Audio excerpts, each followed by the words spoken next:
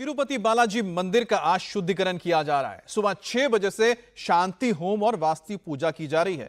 तिरुपति मंदिर को पंचगव्यम यानी कि दूध, दही, घी, गाय का गोबर और गौमूत्र से शुद्ध किया जा रहा है। तो वहीं मिलावटी घी के मामले की जांच के लिए एसआईटी ने अपनी कार्रवाई तेज कर दी है। हिंदुओं की आस्था पर चोट लगी है और उस पर मरहम भी लगाया जा रहा है, लेकिन क्या यह काफी है? तिरुपति मंदिर का घी शुद्ध हो जाने से क्या पूरा विवाद ही खत्म हो जाएगा? क्या देश का सारा घी शुद्ध हो जाएगा? आपके घर में जो घी है क्या वो भी पवित्र मान लिया जाएगा? मैं आपको एक डेटा बताता हूं। 1.5 ग्राम घी, जी हां, केवल 1.5 ग्राम घी अपने देश में जितना दूध होता है और जितने दूध से घी बनता है, उससे हर व्यक्ति के हिस्से में रोजाना केवल 1.5 ग्राम ही घी आ सकता है। लेकिन घी का इस्तेमाल इससे 4-5 गुना ज्यादा होता है। अब यह घी आता कहां से है? रिपोर्ट देखिए, आंखें खुल जाएंगी। चर्बी वाले घी से अशुद्ध हुए मंदिर को आगम शास्त्र विधि से पवित्र किया जाएगा। शुद्धिकरण के बाद 4 अक्टूबर से ब्रह्मोत्सव शुरू होगा।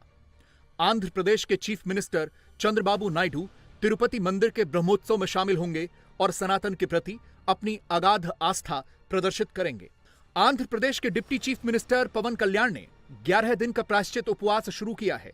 पवन कल्याण गुंटूर जिले के श्री दशावतार वेंकटेश्वर स्वामी मंदिर में प्रायश्चित दीक्षा पर बैठ गए हैं। इस बीच टीडीडी का दावा है कि बालाजी के लड्डुओं की पवित्रता बहाल कर दी गई है। तिरुपति का प्रसादम अब उसी घी से बन रहा है जिस घी का इस्तेमाल लगातार 50 साल से होता रहा। तिरुमला तिरुपति देवस्थानम बोर्ड के पदाधिकारियों ने तिरुपति बालाजी का लड्डू प्रसाद मुख्यमंत्री को दिया और मुख्यमंत्री ने उसे माथे से लगाकर भक्तों को इस बात का भरोसा दिया कि बालाजी का लड्डू प्रसाद अब शुद्ध है। लेकिन क्या वाकई हर मंदिर में चढ़ाया जा रहा भोग शुद्ध घी से बन रहा है? क्या ब्रांडेड दुकानों की मिठाइयां शुद्ध घी में बन रही हैं? आप घर के लिए जो घी खरीद कर लाते हैं, क्या वो वाकई शुद्ध है? पूजा के स्थान पर जो घी का दिया जलाते हैं, क्या वो पवित्र है? घी अभी हेडलाइन में है। देश भर की छोटी बड़ी सारी एजेंसियां और सारी टेस्टिंग लैब घी को टेस्ट करने में लगी हुई हैं। पुलिस और सीआईडी के बाद अब सीबीआई से घी की जांच कराने की बात चल रही है। घी की नकली फैक्ट्रियों पर छापे पड़ रहे हैं। रिफाइंड तेल और जानवरों की चर्बी से नकली घी बनाकर बेचने वाली कंपनियों को ताले लग रहे हैं। जो काम रेगुलर होना चाहिए था और जिस पर सख्ती से अमल होना चाहिए था, उस पर ध्यान देने की जगह सरकारें सोती रहीं और चर्बी वाला घी जब मंदिर की रसोई में पहुंच गया, तब हमारी नींद खुली है। You cannot affect the sentiments. You cannot hurt the Hindus. He is hurting the Hindus. This is not correct. As a matter of fact, as Chief Minister, he has to protect all these things.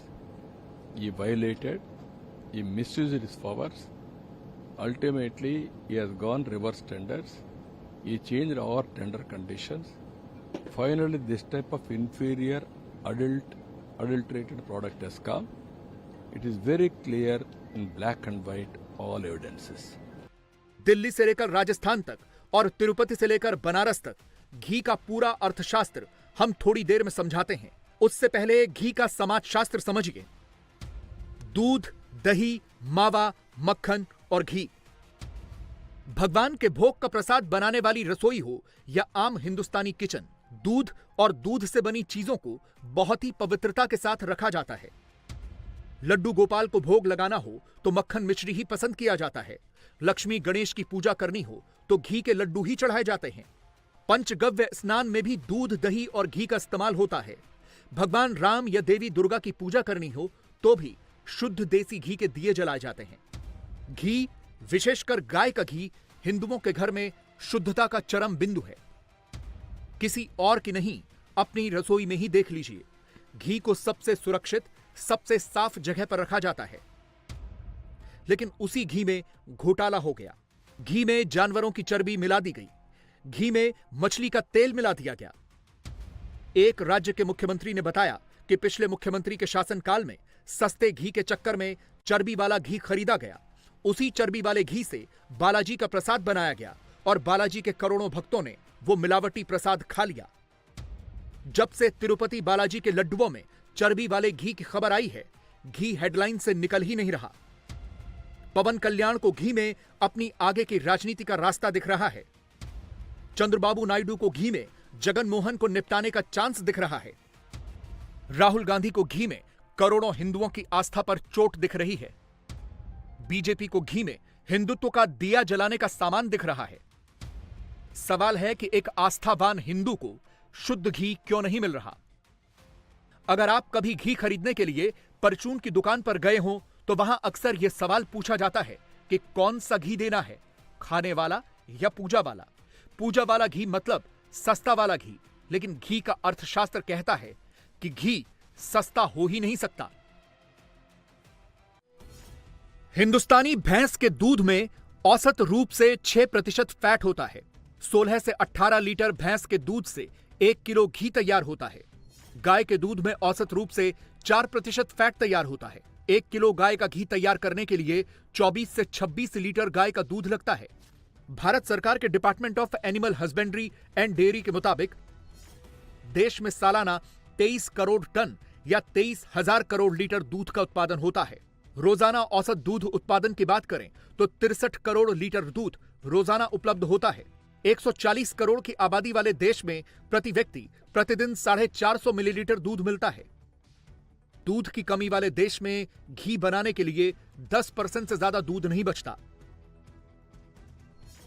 यानी प्रति व्यक्ति प्रतिदिन केवल 45 millilitre दूध ही घी बनाने के लिए रहता है। इतने दूध से प्रति व्यक्ति प्रतिदिन 1.5 ग्राम घी ही बन सकता है। पूरे साल में एक व्यक्ति को औसतन 550 ग्राम घी मिल सकता है। 140 करोड़ की आबादी के हिसाब से देखें तो पूरे भारत में साल भर अधिकतम 76 करोड़ किलो घी ही मिल सकता है। अब घी की खपत का हिसाब देखें। अकेले तिरुपति बालाजी मंदिर में प्रतिदिन 15,000 किलो घी से 3.5 लाख लड्डू बनते हैं। बालाजी मंदिर में सालाना 54,75,000 किलो घी लगता है। यह एक मंदिर में घी की खपत का हिसाब है। सारे मंदिरों को जोड़ दें तो भगवान का प्रसाद बनाने में ही इतना घी लग जाता है जितना उत्पादन भी नहीं होता। हिंदुस्तान में जितना घी बाजार में बिकता है, उत्पादन उससे 1/4 ही होता है। सवाल है कि बाकी घी कहां से आता है? भगवान तिरुपति बालाजी के श्रीवारी लड्डू प्रसादम को लेकर विवाद बहुत बढ़ गया है, लेकिन ऐसा नहीं है कि उसकी विवाद की वजह से यहां पर भक्तों की आस्था में कमी आई है। फिलहाल मैं मौजूद हूं भगवान तिरुपति बालाजी के मंदिर परिसर में और आप तस्वीरों के जरिए समझिए कि लोगों की संख्या में यहां पर बिल्कुल भी कमी नहीं आई है, क्योंकि लोग भगवान तिरुपति बालाजी को कलयुग का भगवान बताते हैं। वराह पुराण में ये लिखा गया है कि वेंकटेशो समो देव न भूतो न भविष्यति, यानी भूतकाल और भविष्य में भी ऐसे देव जो हैं इस धरती पर, इस ब्रह्मांड में नहीं आने वाले हैं। और यही वजह देखी जा सकती है, लोगों के मन में बहुत ज़्यादा कटुता है इस बात को लेकर कि जो सबसे प्रिय प्रसाद भगवान का है, भक्तों का है, लड्डू, उसको लेकर, उसकी क्वालिटी को लेकर कुछ कॉम्प्रोमाइज़ की खबरें सामने आ रही हैं। लेकिन भक्तों की संख्या में यहाँ कोई कमी नहीं है। आमतौर पर यहाँ पर 60 से 80 हज़ार लोग रोजाना और छुट्टियों में 1 लाख से 1.25 लाख लोग यहाँ पर आते हैं। और टीटीडी के आंकड़े अभी भी बताते हैं कि इन संख्या में कोई कमी नहीं आई है। तिरुपति भेजे गए मिलावटी घी की पूरी स्टोरी पर गौर करें तो पता चलता है कि यह एडिशनल घी असल में मिलावटी होता है।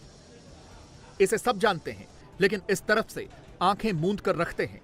कभी आस्था के कारण तो कभी सस्ते रेट के कारण घी की क्वालिटी पर जितना ध्यान दिया जाना चाहिए था वो कभी दिया ही नहीं गया। ध्यान तब गया जब भगवान के भोग में चर्बी वाले घी का लड्डू चढ़ गया। तो आपको लगता है कि 320 रुपए में घी देना संभव है? और शायद यही वजह है कि वहाँ एक प्राइवेट कंपनी वालों से बात की। जी नहीं सर, ये 320 में जब उन लोग मांगा गया था, KMF ने इसके ऊपर बोला है 320 में घी नहीं मिलेगा, नहीं दे पाएंगे। अगर कोई दे रहा होगा वो सही नहीं होगा और हम लोग नहीं दे पाएंगे। मतलब KMF वाले ने बोले हैं हम लोग 320 में घी नहीं दे पाएंगे। और उन लोगों का कुछ प्राइस रखे थे, उस प्राइस के लिए उन लोग सहमत नहीं दिए थे। हम लोग इस प्राइस में घी नहीं। घी का रोल क्या है? यदि लड्डू के टेस्ट की बात करें तो उसमें घी का जो रोल है जाहिर है अहम होगा। सस्ती एक घी होगी तो उसका टेस्ट अलग होगा। और या फिर लड्डू को जो बांधते हैं, क्या उसमें भी घी की क्वालिटी का रोल है? नहीं सर, घी का रोल जैसे घी का ही रोल मेन रोल है सर लड्डू में। कोई भी लड्डू हो या कोई भी मिठाई हो, जितना घी अच्छा रहता है उतना ही स्वाद रहता है। और घी में थोड़ा सा फर्क रहता है तो स्वाद में आपको पता चल जाता है। घी क्योंकि ना सर लगभग जो 18% घी लगता है, अगर 1 किलो हम लोग लड्डू बना रहे हैं उसमें 180 ग्राम जो है आपको घी लगता है सर। उसमें घी का ही मेन रोल रहता है और घी में ही कुछ अगर मिलावट है तो ज़रूर पता चल जाता है आप लोग को। वो क्या देखने से भी समझ में आ सकता है? देखने से पता चलता है और खाने में भी सर पता चलता है। देखने से भी नहीं, अगर खाने में ज़रूर पता चलता है सर। तिरुमला तिरुपति देवस्थानम बोर्ड ने जगन मोहन सरकार के समय 320 रुपए किलो के रेट पर घी खरीदने का कॉन्ट्रैक्ट किया। इस रेट पर शुद्ध घी मिल ही नहीं सकता। कैलकुलेटर निकालिए और इसका अर्थशास्त्र समझिए। 100 किलो भैंस का दूध खरीदने में डेयरी कंपनियों को औसत 5,000 रुपए की लागत आती है। प्रोसेसिंग और लॉजिस्टिक में 600 रुपए का खर्च आता है। इस तरह 5,600 रुपए में 100 किलो भैंस के दूध की प्रोसेसिंग होती है। 100 किलो भैंस के दूध से 10 किलो दूध का पाउडर और 6 किलो घी तैयार होता है। 10 किलो दूध पाउडर से डेयरी कंपनियों को 2,600 रुपए मिलते हैं। 6 किलो घी को 650 रुपए के रेट पर बेचने से 3,900 रुपए मिलते हैं। इस तरह डेयरी कंपनियों को 5,600 रुपए की लागत पर 6,500 रुपए मिलते हैं। इसमें 900 रुपए का मुनाफा होता है, जिससे स्टाफ वगैरह का खर्च भी निकालना होता है। कर्नाटक मिल्क फेडरेशन का नंदिनी ब्रांड घी अभी तिरुपति बालाजी मंदिर को 478 रुपए किलो के रेट से मिल रहा है। वही घी पटना के महावीर मंदिर ट्रस्ट को 590 रुपए किलो के रेट पर मिल रहा है, जबकि ओपन मार्केट में नंदिनी ब्रांड घी 700 रुपए किलो बिकता है। मंदिरों को डेयरी कंपनियां सस्ती दर पर घी देती हैं, तो इसके पीछे उनकी भी आस्था होती है, लेकिन कोई भी कंपनी घाटा सहकर आस्था नहीं निभाती।